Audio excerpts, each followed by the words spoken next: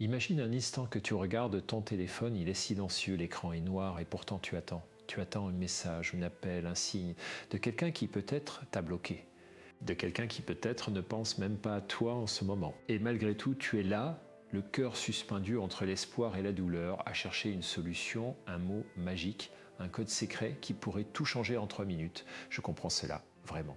Et je ne suis pas là pour te coucher, je suis là pour t'accompagner doucement dans une exploration de ce que ce moment révèle sur toi. Parce que ce n'est pas anodin, ce n'est pas une faiblesse. C'est quelque chose de profondément humain. Aujourd'hui, nous allons parler d'attachement. Nous allons parler de ce besoin viscéral de connexion, de ce que cela signifie quand on cherche des solutions magiques face à la douleur du silence. Nous allons parler de toi avec bienveillance, avec respect et avec toute la tendresse que ce sujet mérite.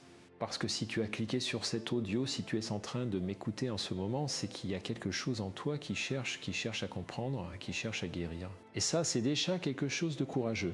Alors installe-toi confortablement, prends une grande inspiration et laisse-moi t'accompagner pendant cette heure avec toute la présence que je peux t'offrir. Commençons par le début, par cette image que j'ai décrite tout à l'heure, toi devant ton téléphone qui attend. Pourquoi est-ce que cette image est si universelle ?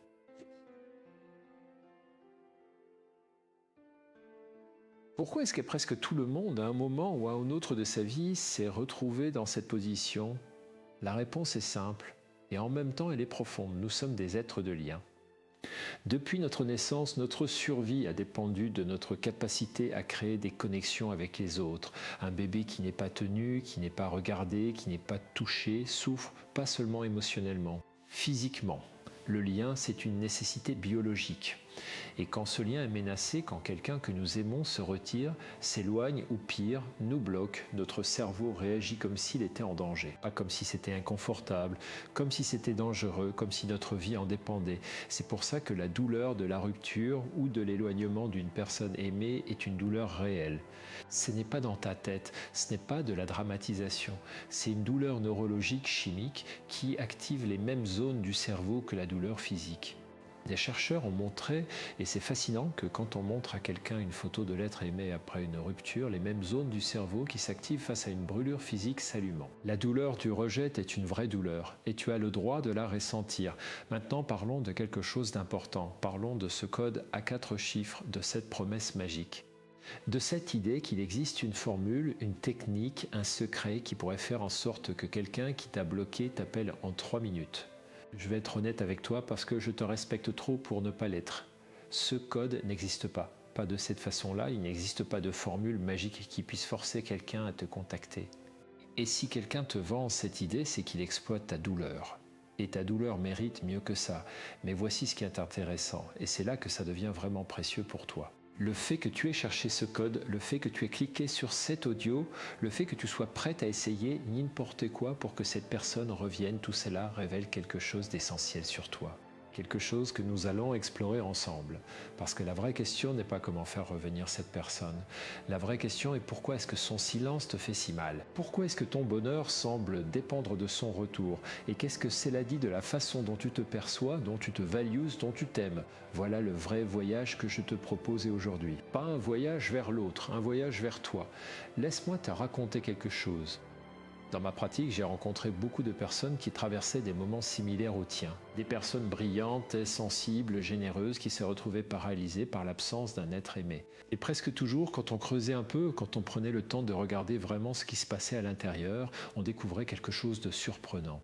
Ce n'était pas tant la personne elle-même qui manquait, c'était ce que cette personne représentait. C'était le sentiment d'être aimée, d'être choisie, d'être suffisante, d'être quelque part en sécurité. Et ça, c'est une révélation importante, parce que si ce que tu cherches vraiment, c'est ce sentiment d'être aimé et en sécurité, alors la solution ne peut pas venir de l'extérieur. Elle ne peut pas venir d'un appel téléphonique, elle doit venir de l'intérieur, mais je ne veux pas aller trop vite. Prenons le temps de comprendre ce qui se passait vraiment dans ces moments de dépendance émotionnelle intense. Parlons de ce que les psychologues appellent les styles d'attachement. Quand nous étions petits, très petits, nous avons appris à nous attacher aux personnes qui prenaient soin de nous. Et selon la façon dont ces personnes ont répondu à nos besoins, nous avons développé ce qu'on appelle un style d'attachement, une façon d'être en relation avec les autres. Certains d'entre nous ont eu la chance d'avoir des parents ou des figures d'attachement qui étaient présents, cohérents, chaleureux. Ces personnes ont développé ce qu'on appelle un attachement sécure. Elles laissent dans les relations proches, elles peuvent aimer sans avoir peur de perdre, elles font confiance. D'autres ont eu des expériences plus difficiles. Des parents qui étaient parfois présents et parfois absents de façon imprévisible, ou des parents qui étaient physiquement là mais émotionnellement indisponibles. Ces personnes ont souvent développé ce qu'on appelle un attachement anxieux. Et l'attachement anxieux, c'est exactement ce qui se passe quand tu regardes ton téléphone en attendant un signe de quelqu'un qui t'a bloqué.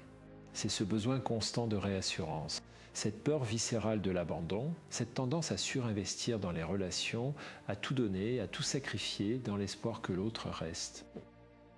Si ce contenu t'aide, pense à laisser un like et à t'abonner pour continuer à apprendre ensemble. Ça m'aide vraiment à continuer à créer ces espaces de réflexion pour toi.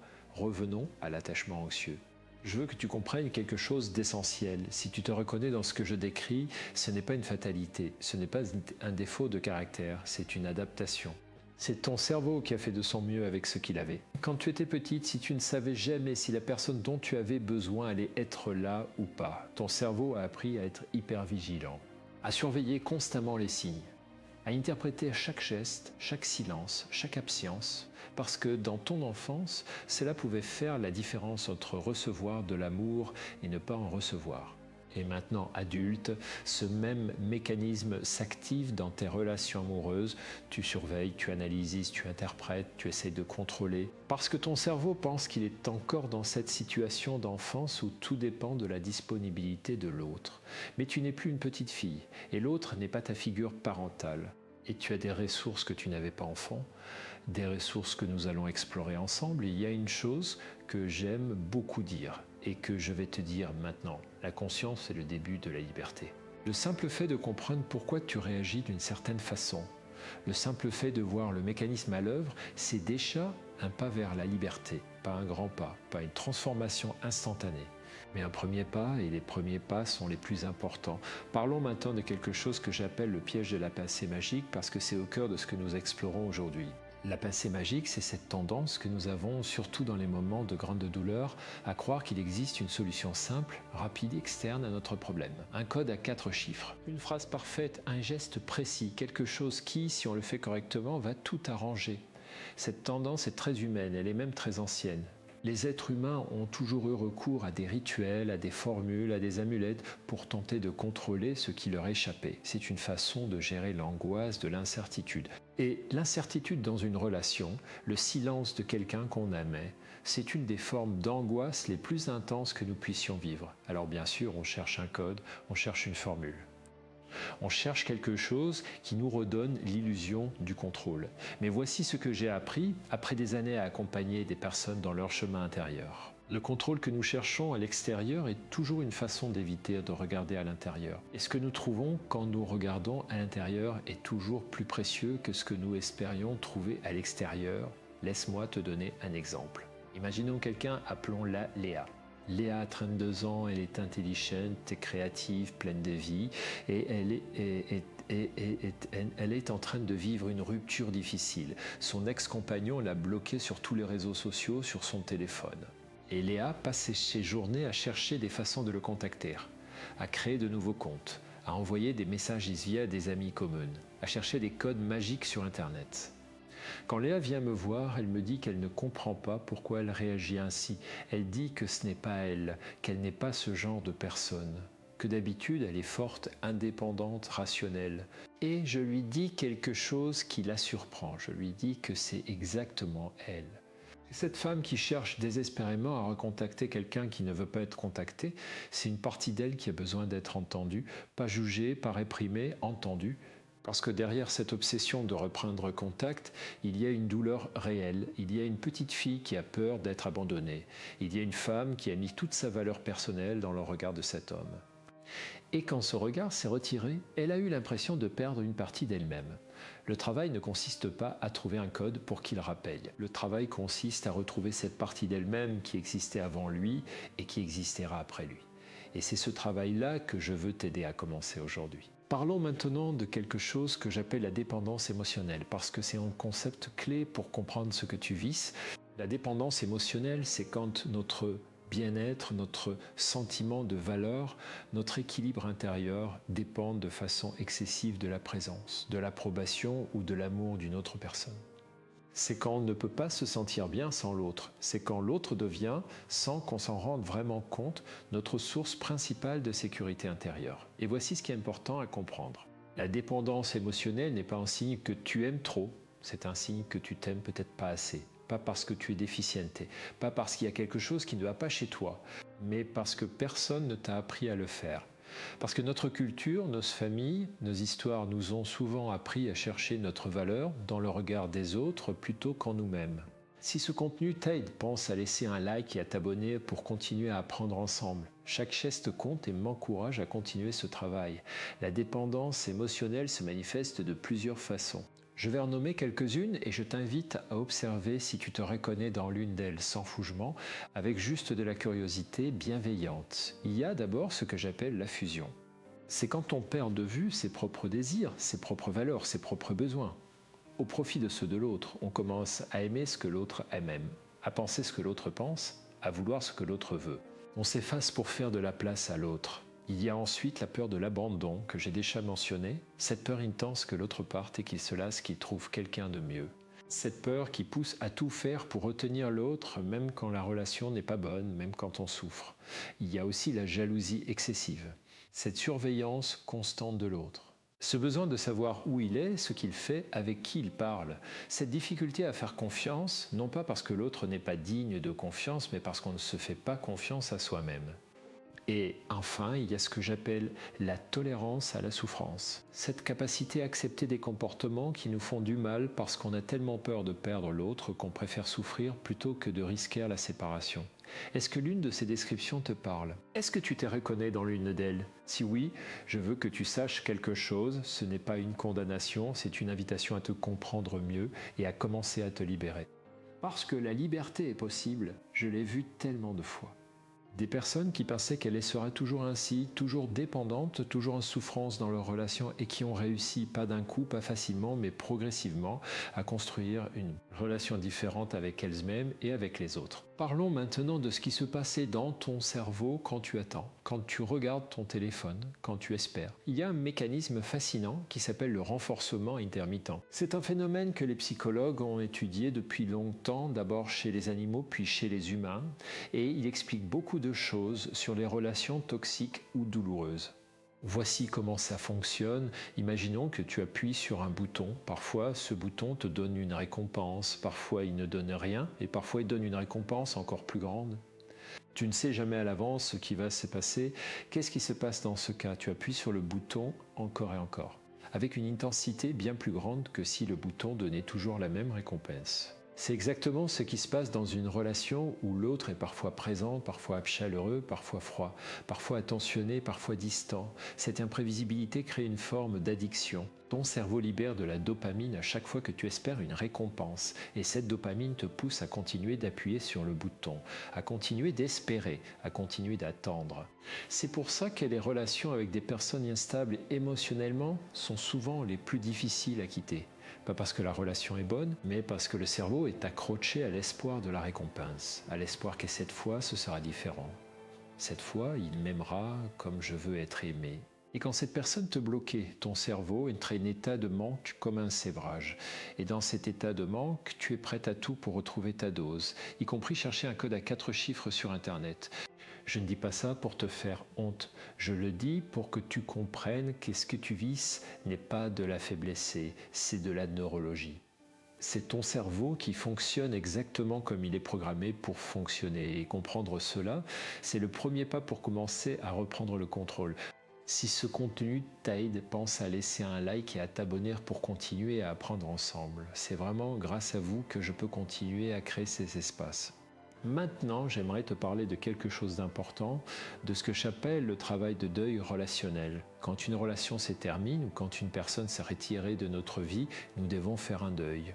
Pas seulement le deuil de la personne elle-même, mais aussi le deuil de ce que cette relation représentait pour nous, le deuil de l'avenir que nous avions imaginé ensemble, le deuil de la version de nous-mêmes que nous étions dans cette relation, le deuil de l'espoir, et ce deuil est un processus, il ne se fait pas en une nuit, il ne se fait pas en cherchant un code magique. Il se fait en traversant plusieurs étapes, avec patience, avec compassion pour soi-même. Il y a d'abord le déni, cette phase où on ne veut pas croire que c'est vraiment fini, où on se dit qu'il va revenir, qu'il va réaliser son erreur, qu'il suffit de trouver les bons mots, le bon geste, le bon code, puis vient la colère, la rage d'avoir été traité ainsi, la frustration de ne pas comprendre, l'injustice de tout ça, puis vient la négociation. C'est là qu'on commence à chercher des solutions, des façons de changer les choses, des façons de le faire revenir, des codes à 4 chiffres, puis vient la tristesse. Cette tristesse profonde, parfois accablante, qui nous envahit quand on commence à accepter que c'est vraiment fini. Et enfin, si on traverse tout ça, si on ne s'arrête pas en chemin, si on ne reste pas bloqué dans le déni ou dans la négociation, on arrive à l'acceptation. Et l'acceptation n'est pas la résignation. L'acceptation, c'est la paix. C'est le moment où on peut recommencer à respirer, à vivre, à être soi. Le problème, c'est que beaucoup d'entre nous restent bloqués dans les premières phases, dans le déni et dans la négociation. Parce que passer à la tristesse, c'est admettre que c'est fini. Et admettre que c'est fini, c'est douloureux. Alors on préfère chercher des codes magiques, on préfère croire qu'il y a encore quelque chose à faire, mais je veux te dire quelque chose avec toute la douceur dont je suis capable. Parfois, la chose la plus courageuse que tu puisses faire, c'est de laisser partir. Pas parce que tu t'en fous, pas parce que tu n'aimes pas, mais parce que tu t'aimes assez pour ne pas te battre pour quelque chose qui ne veut pas de toi. Laisse-moi te raconter une autre histoire. Imaginons quelqu'un, appelons-le Marc. Marc a 41 ans, il vient d'une famille où l'amour était conditionnel, où il fallait mériter l'affection, où il fallait être parfait pour être aimé. Adulte, Marc a eu une relation avec une femme qui était souvent distante, critique, imprévisible, et malgré ça, ou plutôt à cause de ça, Marc était obsédé par elle. Il faisait tout pour la satisfaire. Il s'oubliait complètement pour essayer de gagner son approbation. Quand elle a rompu, Marc a été dévasté. Il a cherché tous les moyens possibles de la faire revenir. Il lui envoyait des messagers, des lettres, des cadeaux. Il analysait chaque mot qu'elle avait dit pour trouver une faille, une façon de rentrer à nouveau dans sa vie. Et un jour, dans notre travail ensemble, Marc a eu une révélation. Il m'a dit quelque chose que je n'oublierai jamais. Il m'a dit que ce qu'il cherchait vraiment, ce n'était pas elle, c'était l'amour de son père. Cet amour qu'il n'avait jamais vraiment reçu et qu'il avait passé toute sa vie adulte à chercher dans les mauvais endroits. Cette prise de conscience ne l'a pas guéri instantanément. Mais elle a changé quelque chose de fondamental. Elle lui a permis de commencer à poser les bonnes questions. Pas comment la faire revenir, mais comment apprendre à m'aimer moi-même. Et c'est la question que je te pose à toi aujourd'hui, pas comment le faire revenir, mais comment commencer à t'aimer toi-même. Parlons maintenant de quelque chose de concret. Parce que je ne veux pas que cet audio soit seulement une réflexion théorique, je veux qu'il te donne des outils, des choses que tu peux faire maintenant, aujourd'hui, pour commencer à prendre soin de toi. La première chose, c'est ce que j'appelle la pratique de la présence à soi. Quand tu te retrouves à regarder ton téléphone, à attendre, à espérer, je t'invite à faire une pause, une toute petite pause. Et à poser cette question à l'intérieur de toi-même. Qu'est-ce que je ressens en ce moment? Pas qu'est-ce que je pense, pas qu'est-ce que je veux faire, mais qu'est-ce que je ressens? Et ensuite, nomme ce que tu ressens, sans le juger, sans essayer de le changer, juste le nommer. Je ressens de l'anxiété, je ressens de la tristesse, je ressens de la colère, je ressens du manque. Cette simple pratique, nommer ce qu'on ressent, a un effet neurologique réel. Elle active la partie du cerveau qui régule les émotions et calme la partie qui les amplifie. Elle te permet de passer de la réaction à la réflexion, de l'automatisme à la conscience. La deuxième chose, c'est ce que j'appelle la pratique de la bienveillance envers soi. Quand tu te surprends à te juger, à te critiquer, à te dire que tu es stupide d'être comme ça, je t'invite à faire quelque chose de différent. Je t'invite à te parler comme tu parlerais à une amie chère qui traverserait la même chose. Est-ce que tu dirais à une amie qu'elle est stupide de souffrir ? Est-ce que tu lui dirais qu'elle est faible de chercher de l'amour? Non, tu lui dirais que tu comprends que c'est difficile, que tu es là pour elle, alors dis-toi la même chose, sois ton propre soutien. Si ce contenu t'aide, pense à laisser un like et à t'abonner pour continuer à apprendre ensemble. Votre soutien, c'est ce qui me permet de continuer à vous accompagner. La troisième chose, c'est ce que j'appelle la pratique de la réorientation de l'attention. Quand tu te retrouves à penser obsessionnellement à l'autre, à analyser chaque détail de votre relation, à chercher des façons de le contacter, je t'invite à réorienter délibérément ton attention vers toi-même. Pas de façon forcée, pas en te disant d'arrêter de penser à lui, parce que ça ne fonctionne pas. Essaye de ne pas penser à un éléphant rose. À quoi pensais-tu? À un éléphant rose? Non, je t'invite à orienter ton attention vers quelque chose de concret, de présent, de réel. Qu'est-ce que tu aimais faire avant lui? Qu'est-ce qui te faisait vibrer? Qu'est-ce que tu as mis de côté dans cette relation? Un hobby, un projet, une amitié, un rêve? Retrouve ces choses, pas pour oublier, mais pour te retrouver. Parlons maintenant de quelque chose que j'appelle la reconstruction de l'estime de soi, parce que c'est au cœur de tout ce que nous avons exploré jusqu'ici. L'estime de soi, c'est la façon dont tu te perçois, la valeur que tu te donnes, la confiance que tu as en ta propre valeur, indépendamment du regard des autres. Et quand l'estime de soi est fragile, on devient très dépendant de l'approbation extérieure. On cherche dans le regard des autres la confirmation qu'on est bien, qu'on est aimable, qu'on mérite d'exister. Et quand ce regard s'est retiré, quand quelqu'un nous bloque, on a l'impression de perdre une partie de soi-même. Parce qu'on avait mis une partie de soi dans ce regard. Reconstruire l'estime de soi, c'est un travail. Un travail doux, progressif, patient. Ce n'est pas quelque chose qui se fait en une journée. Mais chaque petit pas compte, il y a quelque chose que j'aime proposer aux personnes que j'accompagne. C'est ce que j'appelle le journal de gratitude envers soi-même. Chaque soir, avant de dormir, je t'invite à écrire 3 choses que tu as faites ce jour-là dont tu es fier. Pas des grandes choses, des petites choses. J'ai préparé un repas, j'ai appelé une amie, j'ai fait une promenade, j'ai choisi de ne pas envoyer ce message. Ces petites victoires, quand on les accumule, quand on les voit noir sur blanc, elles commencent à changer quelque chose à l'intérieur. Elles te rappellent que tu existes, que tu agis, que tu as de la valeur indépendamment de ce que l'autre pense ou fait. Il y a une phrase que j'aime beaucoup et que je vais te partager maintenant. Elle est simple, mais elle est profonde. Tu n'as pas besoin d'être choisie par quelqu'un d'autre pour être précieuse. Tu es précieuse parce que tu existes. Et je sais que c'est facile à dire. Je sais que c'est beaucoup plus difficile à ressentir, surtout quand on souffre, mais c'est une vérité que je t'invite à commencer à explorer, pas à croire d'un coup, juste à explorer. Parlons maintenant de quelque chose d'important, des limites dans les relations. Une des choses que j'observe souvent chez les personnes qui souffrent de dépendance émotionnelle, c'est une difficulté à poser des limites. Une difficulté à dire non, une tendance à accepter des comportements qui ne sont pas acceptables, parce qu'on a peur que si on dit non, l'autre parte. Mais voici ce que j'ai appris. Les limites ne font pas fuir les bonnes personnes, les limites font fuir les personnes qui n'avaient pas l'intention de te respecter de toute façon. Poser une limite, c'est dire à l'autre comment tu veux être traité. C'est une forme de respect envers toi-même. Et paradoxalement, c'est souvent ce qui crée le plus d'attraction et de respect dans une relation saine. Quand tu cours après quelqu'un qui t'a bloqué, quand tu cherches des codes pour le faire revenir, tu envoies un message. Ce message dit que tu acceptes d'être traité ainsi, que tu es prête à te dévaluer pour qu'il reste. Et ce message n'attire pas l'amour. Il attire le mépris, je sais que c'est dur à entendre, mais je te le dis avec toute la bienveillance dont je suis capable. Parce que tu mérites mieux, tu mérites quelqu'un qui n'a pas besoin d'être convaincu de rester, quelqu'un qui choisit d'être là, quelqu'un qui ne te bloquait pas. Si ce contenu t'aide, pense à laisser un like et t'abonner pour continuer à apprendre ensemble.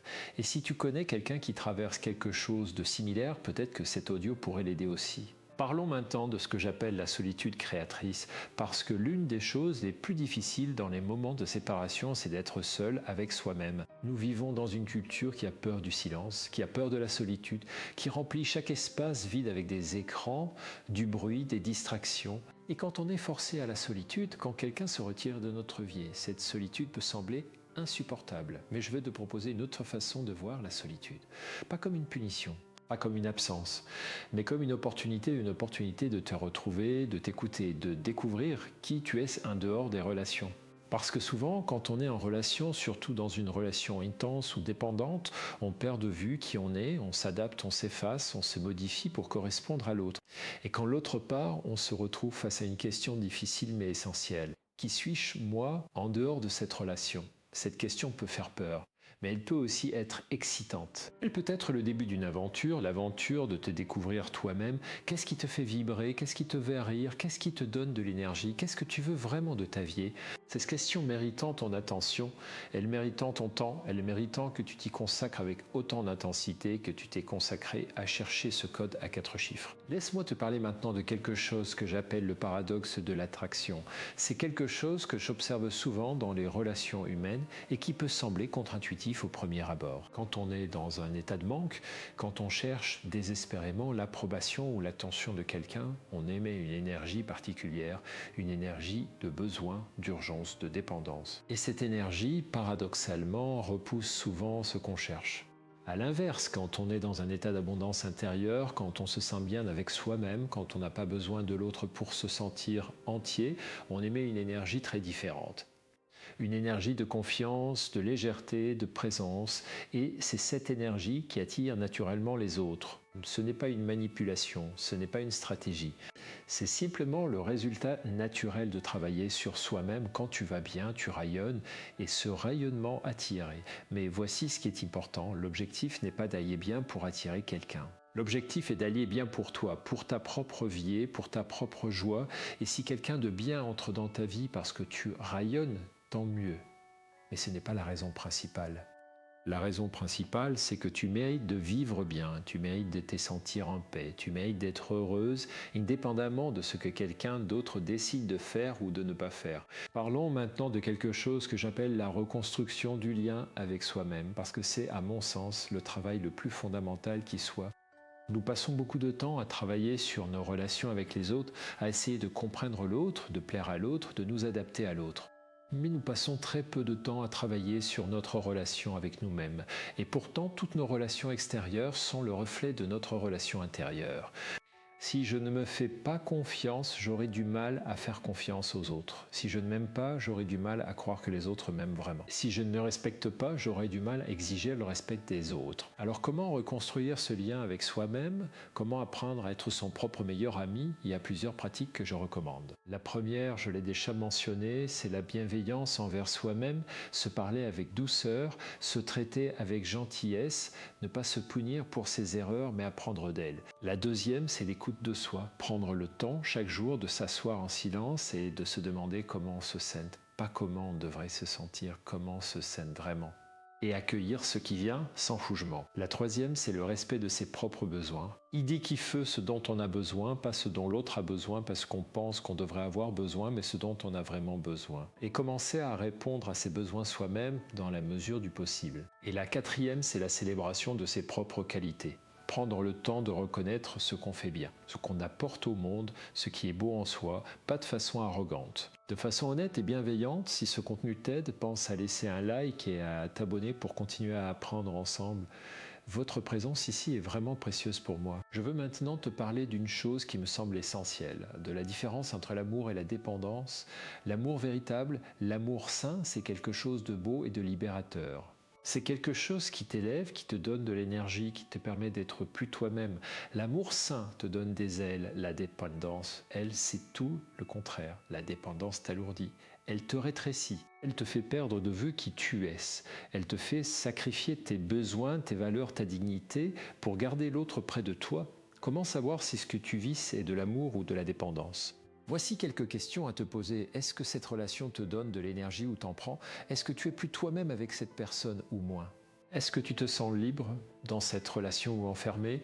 Est-ce que tu te sens respecté ou diminué? Et surtout, cette question fondamentale. Est-ce que tu pourrais être heureuse sans cette personne?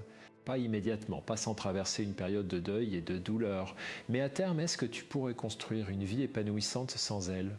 Si la réponse est non, si tu as l'impression que tu ne pourrais pas survivre sans cette personne, alors ce n'est pas de l'amour, c'est de la dépendance. Et la dépendance mérite d'être soignée, pas chougée, soignée. Parlons maintenant de quelque chose que j'appelle la résilience émotionnelle, parce que c'est une compétence que tu peux développer et qui changera profondément ta façon de vivre les relations. La résilience émotionnelle, c'est la capacité à traverser les épreuves difficiles sans se briser. C'est la capacité à ressentir la douleur, à la traverser et à en sortir transformée, pas détruite.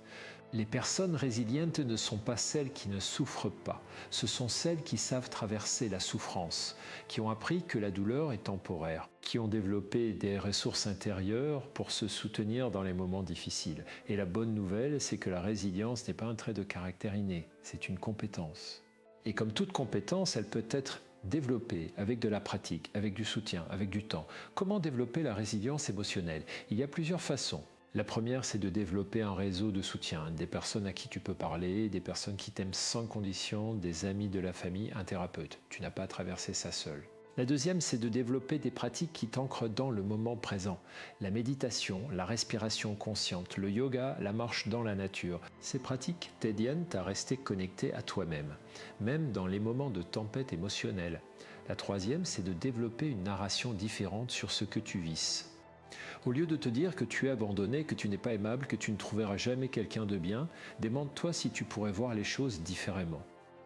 Est-ce que cette séparation pourrait être une opportunité, une porte qui se ferme pour qu'une autre s'ouvre? Je ne dis pas que c'est facile, je ne dis pas que tu dois forcer à l'optimisme.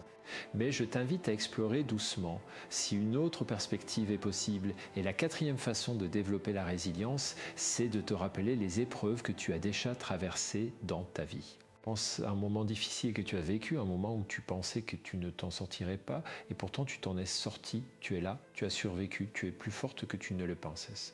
Je veux maintenant te parler de quelque chose d'important, des signaux d'alerte dans une relation.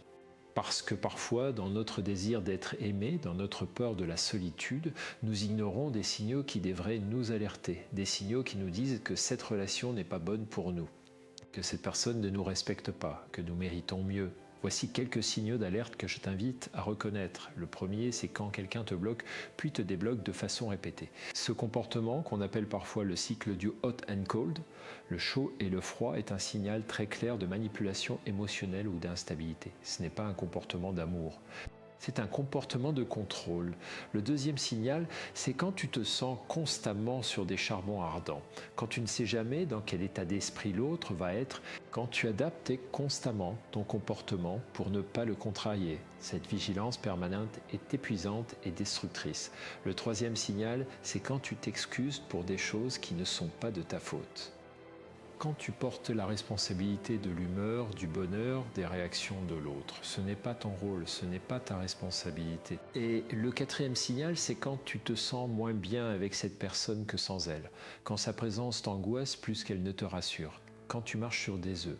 Quand tu te sens sûr, tu t'effaces, tu disparais. Si tu reconnais l'un ou plusieurs de ces signaux dans la relation dont tu te remets, je veux que tu considères quelque chose. Peut-être que cette personne qui t'a bloqué sans le savoir, rendu un service. Peut-être que cette fermeture de porte, même si elle fait mal, t'ouvre la possibilité de trouver quelque chose de bien meilleur. Si ce contenu t'aide, pense à laisser un like et à t'abonner pour continuer à apprendre ensemble. Et n'hésite pas à partager cet audio avec quelqu'un qui pourrait en avoir besoin. Je veux maintenant te parler d'espoir. Parce que c'est important, parce que même dans les moments les plus sombres, l'espoir est possible. Pas l'espoir que l'autre revienne, mais l'espoir que tu vas aller mieux, l'espoir que tu vas te retrouver.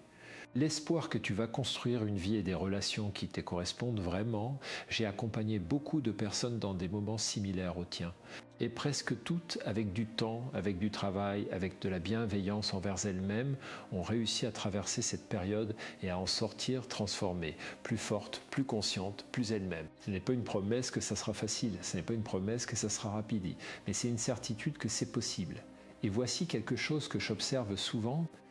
Les personnes qui ont traversé une grande douleur relationnelle, qui ont fait le travail de se comprendre, de se guérir, de se reconstruire, deviennent souvent des personnes extraordinairement empathiques, profondes et capables d'amour véritable. Parce qu'elles ont appris à connaître leur propre cœur, parce qu'elles ont appris à prendre soin d'elles-mêmes. Et parce qu'elles peuvent maintenant offrir aux autres un amour qui vient d'un endroit de plénitude plutôt que de manque. C'est ce que je te souhaite, pas seulement de guérir de cette douleur, mais de te transformer à travers elle. Parlons maintenant de quelque chose de très concret, de ce que tu peux faire dans les prochains jours pour commencer ce chemin.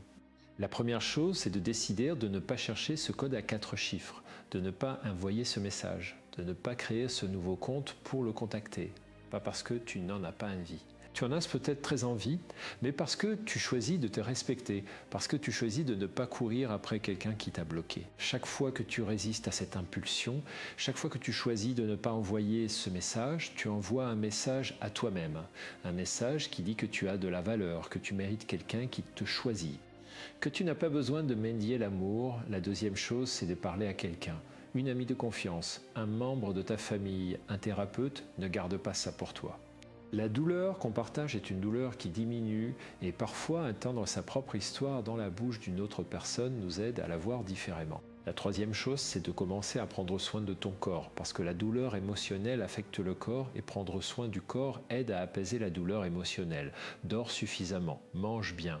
Bouge, sors à l'air libre. Ces choses simples ont un impact réel sur ton état émotionnel. Et la quatrième chose, c'est de commencer à explorer ce que tu veux vraiment de ta vie, pas de ta vie avec lui. De ta vie tout court, tes rêves, tes désirs, tes projets. Qu'est-ce que tu veux créer? Qu'est-ce que tu veux vivre? Qui veux-tu devenir? Ces questions sont le début d'une aventure, l'aventure de ta propre vie. Je veux maintenant prendre un moment pour te parler de quelque chose qui me tient à cœur, de la différence entre chercher de l'aide et chercher une solution magique. Chercher de l'aide, c'est courageux. C'est reconnaître qu'on a besoin de soutien, de compréhension, d'accompagnement, et c'est aller chercher ce soutien auprès de personnes qui peuvent vraiment t'aider. Des amis, de la famille, des professionnels de la santé mentale. Chercher une solution magique, c'est différent. C'est chercher quelque chose qui va tout arranger sans qu'on ait à faire le travail. Un code à 4 chiffres, une formule secrète, un truc rapide qui va tout résoudre. Et la différence entre les deux, c'est que l'aide véritable te demande de t'impliquer, de faire le travail, de te regarder en face. Alors que la solution magique te promet de tout résoudre sans que tu aies à changer quoi que ce soit en toi. Et c'est là que réside le piège. Parce que si tu trouves ce code, si tu arrives à le faire revenir, est-ce que ça résoudra vraiment le problème? Est-ce que tu seras heureuse? Ou est-ce que tu te retrouveras exactement au même endroit dans quelques semaines ou quelques mois à chercher un autre code pour qu'il reste? Le vrai travail, le travail durable, c'est de comprendre pourquoi tu en es là et de commencer à construire quelque chose de différent à l'intérieur de toi. Si ce contenu t'aide, pense à laisser un like et à t'abonner pour continuer à apprendre ensemble. C'est vraiment grâce à vous que ces conversations peuvent continuer à exister. Nous approchons de la fin de cet audio et je veux prendre le temps de récapituler les choses les plus importantes que nous avons explorées ensemble. Nous avons parlé du fait que la douleur du rejet est une vraie douleur neurologique et chimique et que tu as le droit de la ressentir. Nous avons parlé des styles d'attachement et de la façon dont nos premières expériences relationnelles façonnent notre façon d'aimer à l'âge adulte. Nous avons parlé du renforcement intermittent et de la façon dont les relations imprévisibles créent une forme d'addiction. Nous avons parlé du deuil relationnel et de la nécessité de traverser toutes ces étapes pour arriver à la paix. Nous avons parlé de la dépendance émotionnelle et de la façon dont elle nous empêche de nous voir avec clarté. Nous avons parlé des outils concrets pour commencer à prendre soin de soi et nous avons parlé de l'espoir, de la transformation possible à travers la douleur. Et maintenant, je veux te laisser avec quelque chose, une image. Imagine un arbre dans la tempête. Ses branches se plient, s'agitent, semblent sur le point de se briser. Mais ses racines, profondément ancrées dans la terre, tiennent bon, et quand la tempête passe, l'arbre est toujours là, peut-être un peu différent, peut-être avec quelques branches en moins, mais toujours là. Et souvent, les arbres qui ont résisté aux tempêtes sont les plus solides, les plus beaux, les plus enracinés. Tu es cet arbre. La tempête que tu traverses en ce moment, aussi douloureuse qu'elle soit, ne peut pas te déraciner, pas si tu commences à travailler sur tes racines. Pas si tu commences à t'ancrer dans ta propre valeur, dans ta propre connaissance de toi-même, dans ton propre amour pour toi-même. Ce code à 4 chiffres que tu cherchais au début de cet audio, je vais te le donner maintenant, pas pour qu'il t'appelle, mais pour que tu t'appelles toi-même, pour que tu te retrouves. Ce code, c'est ceci. 1. Reconnais ta douleur sans la fouger. 2. Comprends d'où elle vient. 3. Prends soin de toi avec bienveillance. Et 4. Choisis de te mettre au centre de ta propre vie. Voilà le vrai code. Voilà ce qui peut vraiment tout changer, pas en 3 minutes, mais progressivement, profondément, durablement. Je veux que tu saches quelque chose avant qu'on se sépare. Le fait que tu sois là, que tu aies écouté jusqu'au bout, que tu cherches à comprendre et à grandir, c'est déjà quelque chose de remarquable. Beaucoup de personnes choisissent de rester dans la douleur sans chercher à la comprendre. Toi, tu as choisi autrement. Et ça, c'est le premier pas vers quelque chose de beau. La route vers soi-même n'est pas toujours facile. Il y aura des jours où tu auras envie de chercher ce code, où tu auras envie d'envoyer ce message, où la douleur sera si forte que tu feras n'importe quoi pour qu'elle s'arrête. Dans ces moments-là, je t'invite à revenir ici, à réécouter, à te rappeler ce que tu sais maintenant. Et dans ces moments-là, rappelle-toi aussi ceci. Chaque fois que tu choisis de ne pas courir après quelqu'un qui ne te choisit pas, tu choisis de te respecter. Et chaque acte de respect envers soi-même est une brique de plus dans l'édifice de ton estime personnelle. Tu mérites d'être aimé, vraiment aimé, par quelqu'un qui choisit d'être là, par quelqu'un qui ne te bloque pas, par quelqu'un dont la présence te donne de l'énergie plutôt que de l'angoisse, et cette personne existe. Mais pour la trouver, tu dois d'abord te trouver toi-même. Prends soin de toi, avec toute la douceur que tu mérites, avec toute la patience que ce chemin demande et avec toute la confiance que tu peux rassembler en ce moment, même si elle est petite, même si elle est fragile. Parce que les petites flammes, si on les protège, peuvent devenir de grands feux. Merci de m'avoir accompagné jusqu'ici. Si ce contenu t'a été utile, je t'invite à t'abonner et à le partager avec quelqu'un qui pourrait en avoir besoin. Ces conversations existent pour toi, pour vous toutes et tous qui traversez des moments difficiles et qui cherchez à vous comprendre mieux. On se retrouve dans le prochain épisode. Prends soin de toi.